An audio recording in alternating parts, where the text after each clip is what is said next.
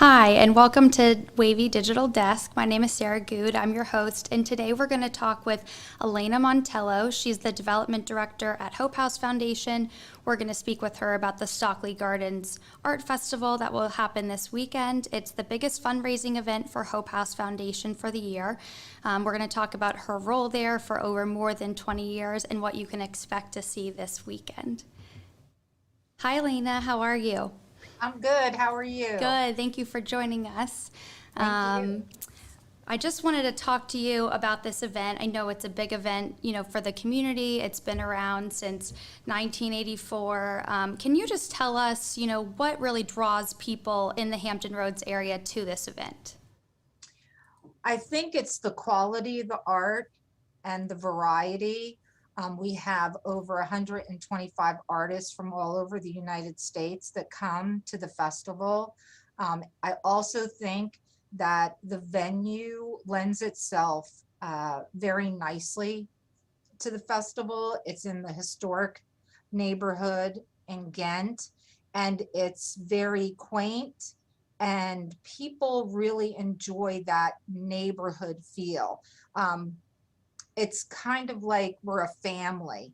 Um, People will be walking in the park, and I love hearing them say, "Oh, I haven't seen you since the spring festival. How are you?" And then everybody's catching up. It's like, it's just so, it's really cool how it happens. Yeah, I mean, it just seems that way from you speaking about it and talking to us about your own experience when you first went to the festival. If you can tell us a little bit about that. Yes, I used to go when it was Mother's Day weekend with my three kids, and I would always get a Mother's Day present. And I would just walk around the park with them and just say, "This is amazing. I would love to be part of something like this." And then I can't remember how long it was, but I got wind that they were looking for help part-time on the festival and in the development department. So I applied. And that was in the early 90s. And I did it for like 2 years and had to leave for personal reasons. And then in 2000, a development assistant position opened, and I jumped at it because that's when I learned what the festival or who the festival benefited. And I was hooked. Yeah, right. So can you please tell us, how important is this festival to the Hope House Foundation, and what does the Hope House Foundation, plan to do, with some of this fundraising money? How do they give back to their community? So the festival is very important on several different levels. One, it is our largest fundraiser that raises money for individuals we support who live in their own homes and have a life of their choosing. But you can have your own home, but if you don't have a life in the community, what are you doing? You're just sitting in your apartment. So funds that we raise through Stockley allow them to have a life in the community and do things that they want to do, whether it's going to festivals, going to concerts, going to the gym, healthy eating, exercising, all kinds of things like that. On the other side of it, the festival is a time for everyone to get together, our whole community, and we celebrate the community through the arts. Norfolk has a very large arts feel to it, and a lot of stuff going on around in Norfolk. And Stockley helps to break down barriers. I mean, we have people we support that volunteer at the festival, um, and everyone is there's no barriers. It's everybody just is embraced. So it's really um, about community inclusion as well. Absolutely. And, what can people expect this year at the festival? Is there art, to walk around and see? Are there things to do for free as well as vendors that they can support and that money will go to your foundation? Yes. So we do not take a commission on their sales at all. So they just have their booth fee. So yes, we have over 125 artists that are out. The whole festival is free and open to the public. We have kids activities.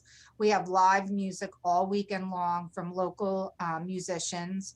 And we have an after hours party where which is free and open to the public.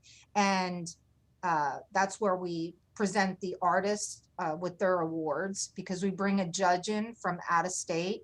Our judge this year is from New York City, and she will be awarding best in show, first place, second place, third place, and then some other awards.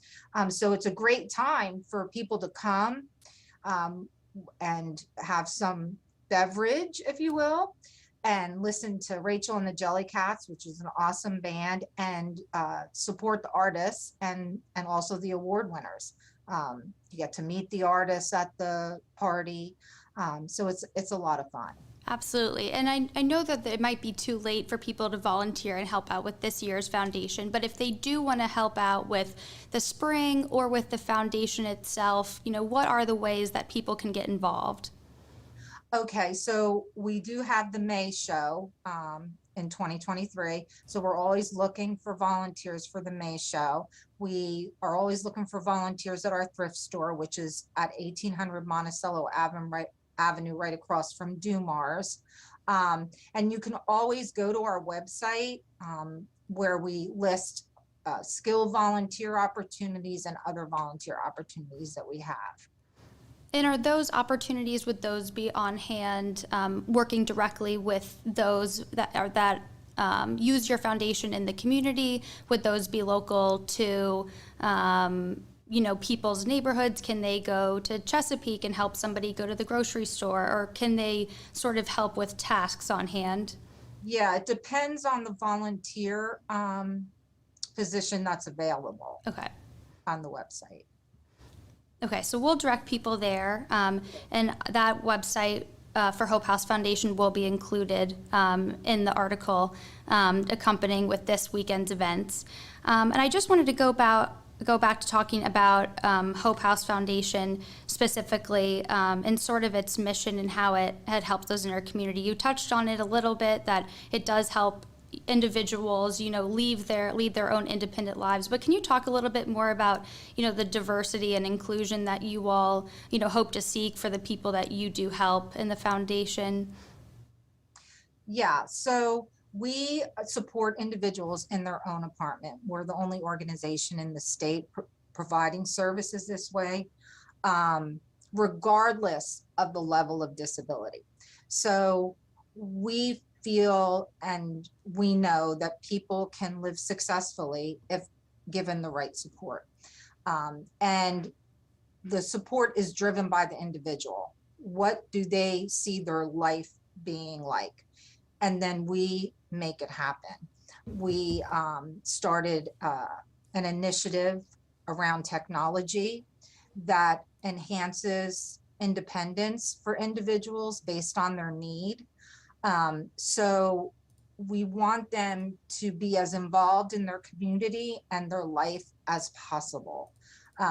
So we are all about community inclusion.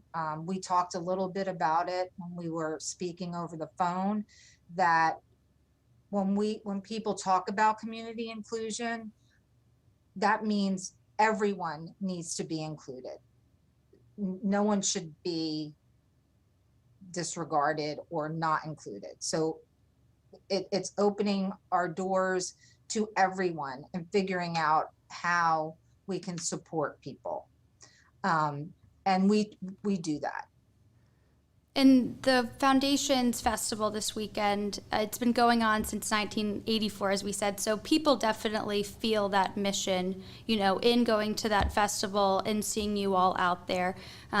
Is that continuing, and do you feel that on, being the development director, that people come up to you and they're curious about the foundation and want to get involved, through that event? Yes, I definitely see that every show. We have people coming up to the info tent and wanting to learn more about Hope House and how they can get involved. It's not all about money or even volunteering. It's including someone in your life, befriending somebody. It's about opening those doors and being an advocate for breaking down barriers. So yes, the show definitely opens those doors for us to a wide range of people. Absolutely. Are there any other events that you all do throughout the year where people also can come and support your organization? Yes, we do Chelsea West Fest, which is a small arts and craft local event down in the Chelsea Business District. We had to cancel it this year because of Hurricane Ian. So I'm sure everybody had to, deal with that. And Shamrock and Ghent, that's our St. Patty's Day block party on Colley Avenue, which kicks off the St. Patrick's Day celebrations for the week leading to up to St. Patrick's Day. Right, and then they can look forward again, like you said, to the May show, or the May Yes. festival. That'll be next year. Yes. Well, I don't know if you have anything else, but I mean, I'm excited to go check it out on Saturday and to see everything in action after speaking with you about this. So I know people can go on your website, I believe. Can they see the lineup? Can they see some of the vendors and sort of Yes. start picking out what they want to see this weekend?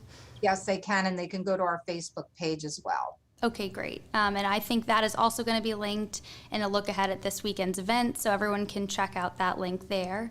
Elena, thank you so much for talking with me today. I really appreciate you taking the time to talk about the foundation and the festival.